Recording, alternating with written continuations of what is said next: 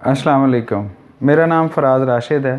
मैं प्रोलिफिक आइल्स एकेडमी का फ़ाउंडर हूँ। आज हम आइल्स की स्पीकिंग पे बात करेंगे। आइल्स की स्पीकिंग जो है वो आमतौर पे 3 सेक्शंस में होती है। ये 11 से 14 मिनट का टेस्ट है और इस टेस्ट में और जो राइटिंग का टेस्ट है, इन दोनों में एक चीज़ कॉमन होती है कि लिसनिंग और रीडिंग की निस्बत यहाँ पे आपकी अपनी जो स्किल होती है, वहाँ पे राइटिंग स्किल और यहाँ पे स्पीकिंग स्किल जो है वो काम आती है। रीडिंग और लिसनिंग जो है वो प्रैक्टिस बेस है, ये दोनों स्किल बेस हैं।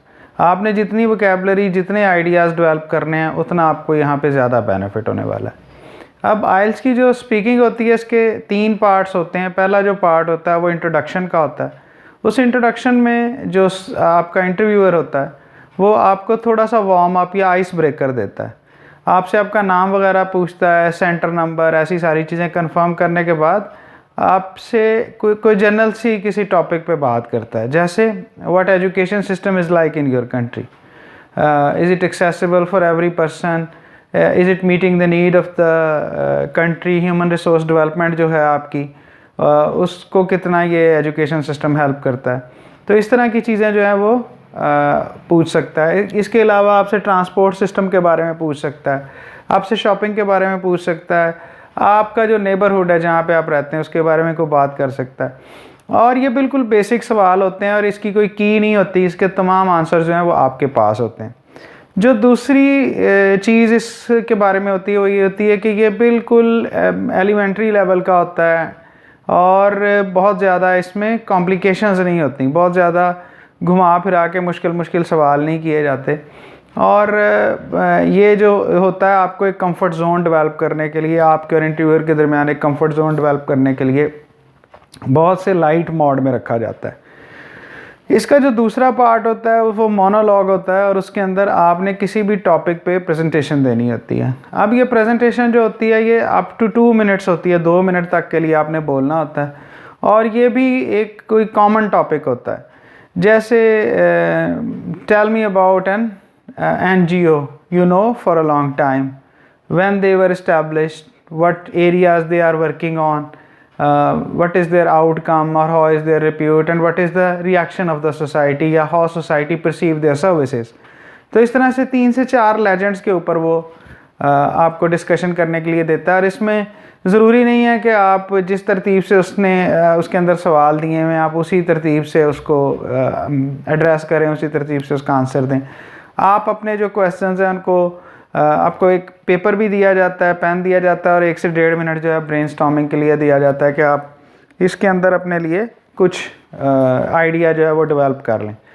अच्छा, अब आपने क्या करना होता है कि आपने वो कीवर्ड्स जो होते हैं या जो 5 लाइंस होती हैं वो आपने नोट कर लेनी होती हैं या बना लेनी होती हैं और आप उसको देखकर भी बोल सकते हैं। ऐसा नहीं है कि आप उसे देखे बगैर बोलें, आपने कोई ज़ुबानी रटा मार लेना है, उसको हिफ़्ज़ करके सुनाना है, ऐसा कुछ नहीं है। आपकी जो समझ में आए, सवाल की जिस तरतीब से आप देखना चाहें। लाइक अगर आखिरी क्वेश्चन ये है कि how society perceive their services, आप यहीं से शुरू कर लें, ठीक है, कि जो ईदी फाउंडेशन है वो हमारे नज़दीक बड़ी important, one of the key foundation की वॉलंटरी वर्क और humanitarian working society in Pakistan, and it's totally non-profit and people perceive that they are doing a noble, they are working on a noble cause.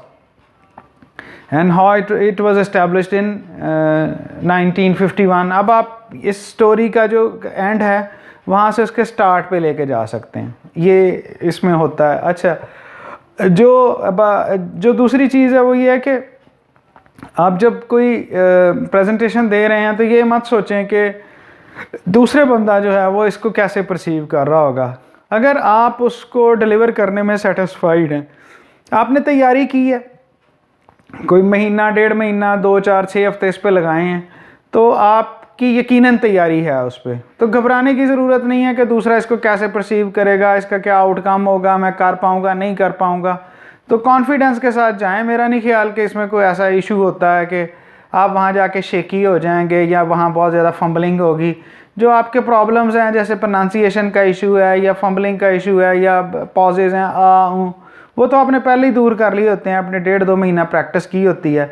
एक test की anxiety जो है वो हर एक को होती है। वो बड़े से बड़ा आदमी जो एक किसी जॉब पे काम कर रहा है और वहाँ सीनियर लेवल पे काम कर रहा है, और उसको अगर कहा जाए कि आपका इंटरव्यू है, मिनिस्टर ने करना है, आपको इंचार्ज बनाना है, उसको ये अंडरस्टैंडिंग दी गई है कि आपको इंचार्ज बनाना है, इसके बावजूद उसे एक एंग्जाइटी होगी कि अल्लाह जाने वो क्या पूछ लेगा, पता नहीं वहाँ क्या होगा। तो इस लिहाज से ना जो ओवरकम करना होता है वो आपने अपनी फीलिंग को ओवरकम करना है। और जो स्पीकिंग है या जो प्रेजेंटेशन है, उसका जो सबसे बड़ी जो चीज़ है ना वो है आइडिया, आप कैसे किस तरह से उसको प्रेजेंट करते हैं। जैसे ये हम इसी एनजीओ को ही ले लेते हैं। सेविंग फेसेस एक एनजीओ है जो एक पाकिस्तान की ब्यूटिशियन ने बनाई है। अब वो जो है बिल्कुल यूनिक आइडिया है, और टोटल उसके अंदर सिर्फ स्पेंडिंग ही स्पेंडिंग है, और वो काम कर रही है ऐसी लड़कियों पर, ऐसी ख़वातीन पर जो एसिड जो है अटैक की विक्टिम्स होती हैं। उनकी प्लास्टिक सर्जरी होती है और कई दफ़ा होती है, और काफ़ी ये इसके अलावा वो जो पेशेंट है वो बड़े डिप्रेशन से गुजरता है। बाज़ जो एनजीओज़ हैं वो इनमेट्स के लिए काम करती हैं जो जेल में बंद होते हैं। तो यहाँ पे एक जो चीज़ मैं आपको और कहना चाहूँगा कि हमने एक इंग्लिश की कहावत सुनी थी कि one should know something about everything and everything about something. तो आपको हर चीज़ का थोड़ा थोड़ा पता होना चाहिए। ये जो कॉमन टॉपिक्स होते हैं इनके बारे में आपके ट्यूटर, आपके कोच आपको बता ही देंगे कि किस किस किस्म के टॉपिक्स आ रहे होते हैं, और पिछले 6 महीने में जो टॉपिक्स आ रहे होते हैं तकरीबन वही रिपीट होते रहते हैं। और इसके लिए एक और भी जो मेरी अंडरस्टैंडिंग है मैं आपसे वो शेयर कर रहा हूँ। ज़रूरी नहीं है कि ये सही हो, आपका इससे एग्री करना भी ज़रूरी नहीं है। ये सिर्फ ये मेरा नॉलेज है, ये मुझे पता है और गलत भी हो सकता है। वो ये है कि जब भी किसी सेंटर पे स्पीकिंग होती है तो वहाँ 20 टॉपिक आते हैं। उन 20 टॉपिक्स में से हर जो है ना कैंडिडेट को 3 टॉपिक्स दिए जाते हैं। तो मेरे ख्याल में एवरी 7th जो कैंडिडेट है ही गॉट रिपीटेड टॉपिक्स।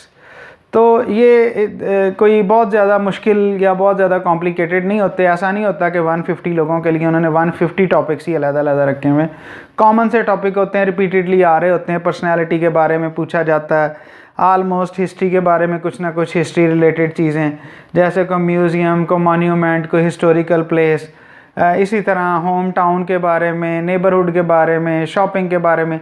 ये बड़े एजुकेशन सिस्टम, ट्रांसपोर्टेशन सिस्टम, ये कोई 20, 22, 25 ऐसे टॉपिक हैं जो जिनके ऊपर तैयारी करते हैं स्टूडेंट्स। और अगर आप टोटल ले लें तो ये जो हॉट टॉपिक्स होंगे इसकी जो टोटल लिस्ट है वो 50 की होगी, और ये 50 भी जो है वो इंटरलिंक्ड होंगे। जैसे होम टाउन और माय फेवरेट प्लेस, इसी तरह a piece of advice, discussion with a stranger और something that have change your life. ये इंटरलिंक्ड टॉपिक है, बेसिकली एक ही टॉपिक है, उसकी बाकी जो है वो डाइवर्जन्स हैं या मैनिफेस्टेशन है। तो आप इसको इस तरह से तैयार कर सकते हैं। अच्छा, जो तीसरा पार्ट होता है जो क्यू कार्ड का या प्रेजेंटेशन का फॉलो अप होता है, वो बाज़ औक़ात नहीं बल्कि मोस्ट ऑफ द टाइम उसी का फॉलो अप होता है, उसी से रिलेटेड ऐसे क्वेश्चन जो उसने नहीं पूछे। अब किसी टॉपिक पे अगर 15 क्वेश्चन पूछे जा सकते हैं और उन्होंने 4 आपसे पूछ के एलेबोरेट करवा लिया, तो उसको मज़ीद डिटेल में आपसे उनमें पूछा जाएगा। और बाज़ ऐसे टॉपिक बाज़ दफ़ा ऐसा होता है कि फॉलो अप में वो थोड़ा सा एक आधे क्वेश्चन का फॉलो अप दे के ऑल टुगेदर एक नया टॉपिक लेके सामने आ जाते हैं। तो इस तरह से आपके 3 टॉपिक्स की डिस्कशन होती है स्पीकिंग के टेस्ट में, या फिर आपकी जो डिस्कशन होती है वो 2 ही टॉपिक्स जो हैं वो आपके लिए काफ़ी होते हैं। एक जो और इम्पॉर्टेंट बात है वो ये है कि जितने भी हम स्पीकिंग के टेस्ट देखते हैं, उन स्पीकिंग के टेस्ट में बच्चों के पास जो टाइम होता है, जो कैंडिडेट के पास टाइम होता है, वो इनफ होता है। अगर आप ज़्यादा बोलेंगे तो वो आपको रोक देंगे, अगर आप कम बोलेंगे तो उसका कोई उनके पास सपोर्ट नहीं है। आपने जो कुछ बोलना है, जो कुछ कहना है, वो एक उनके पास रिकॉर्डर होता है जिसमें रिकॉर्ड हो रहा होता है, और आपके जैसे इंटरव्यू मुकम्मल होता है वो उसी वक्त उसकी जो ट्रांसक्रिप्ट है वो फॉरवर्ड कर देते हैं सेंट्रल एग्ज़ाम सिस्टम को, और सेंट्रल एग्ज़ाम सिस्टम इसकी मार्किंग करता है। जो सामने बैठा वाला इंटरव्यूअर होता है ना, वो आपका कोई जज नहीं होता, वो आपका एग्जामिनर नहीं होता, वो बेसिकली आपको फैसिलिटेट करने के लिए वहाँ बैठा होता है। और हमने बाज़ सिचुएशन में ये देखा है कि वो खुद जो है कैंडिडेट से चाह रहा होता है कि कैंडिडेट कुछ बोले, ठीक है ना। तो आप ये सोचें कि आपने कितने दिन तैयारी की है, तो वहाँ जाके ना घबराने की, डरने की ज़रूरत नहीं है। और अगर आप घबरा रहे हैं और डर रहे हैं तो यकीन करें आप अपना वक्त और पैसा ज़ाया कर रहे हैं और कुछ भी नहीं कर रहे। ये कोई ऐसा मुश्किल टेस्ट नहीं है। हाँ, अगर आपकी कोई रिक्वायरमेंट बहुत हाई फाई है, मसलन आपको स्पीकिंग में 8 से ज़्यादा स्कोर करना है, फिर आपको ज़रूर घबराना चाहिए। वहाँ पे आपको क्वालिटी जो है स्पीकिंग वो करनी चाहिए। जो जनरल स्पीकिंग है, जो जिसकी रिक्वायरमेंट 6.5 या 7 है या 6 है, उस स्पीकिंग के लिए आपको बहुत ज़्यादा एंक्शस होने की ज़रूरत नहीं है। बहुत ज़्यादा मतलब वो ना प्री ऑक्यूपाइड ना हो अपने टास्क से, you would have it easily.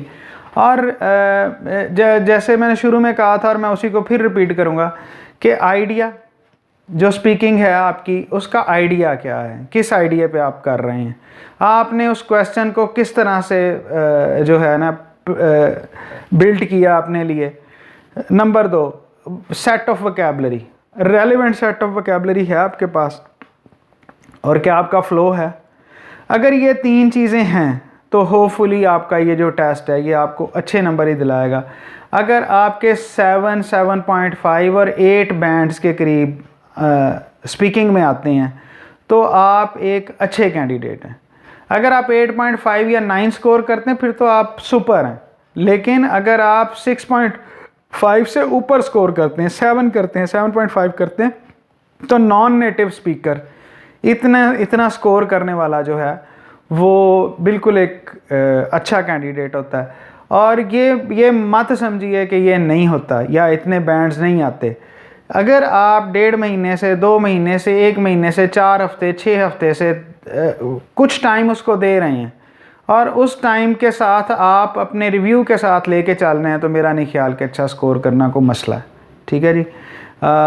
मैं जो अगली वीडियो बनाऊंगा वो उसके लिसनिंग के बारे में होगा। लिसनिंग के सेक्शन 1 को उसमें हैंडल करेंगे कि क्या होता है, और इसका जनरल ओवरव्यू तो मैं वैसे दे चुका हूँ, लेकिन अब उसको डिटेल में एड्रेस करने की ज़रूरत है, तो उस पर बनाऊँगा। इसके अलावा आपको आइल्स में कोई इशू आ रहा हो, कोई प्रॉब्लम आ रही हो, कोई आपका स्पेसिफिक क्वेश्चन हो, आइल्स के अलावा किसी और भी एग्ज़ाम से रिलेटेड हो, तो आप वो अपने कमेंट्स में लिखें, मैं उसको एड्रेस करूँगा इंशाल्लाह, आपको उसके ऊपर वीडियो बना के दूँगा। और हम इस तरह की जो चीज़ें हैं उनके ऊपर काम करते रहते हैं। तो आप अगर मुनासिब समझें हमें सब्सक्राइब कीजिए, लाइक कीजिए हमारा जो वीडियो है, उसको शेयर करें दूसरे लोगों के साथ, ताकि जो कुछ ना कुछ कन्फ्यूजन जो है वो कम हो, या हमें आपसे इनपुट मिले। हो सकता है बाज़ जगह पे हम गलत हों, बाज़ में मेरे जो बाज़ पर्सपेक्टिव हैं या मेरा जो पॉइंट ऑफ व्यू है बाज़ जगह पे गलत भी हो सकता है, तो वो आप ही उसको ठीक कर सकते हैं। तो आप मैं आपको इनवाइट करता हूँ कि ये लर्निंग जो होता है ये एक ऐसा प्रोसेस होता है जो कोऑपरेटिव वे में आगे चलता है। आप भी हमें गाइड कीजिए, हम भी अपनी एफर्ट करते हैं, तो हम मिलजुल के कहीं ना कहीं ज़रूर पहुँचेंगे। Thank you very much.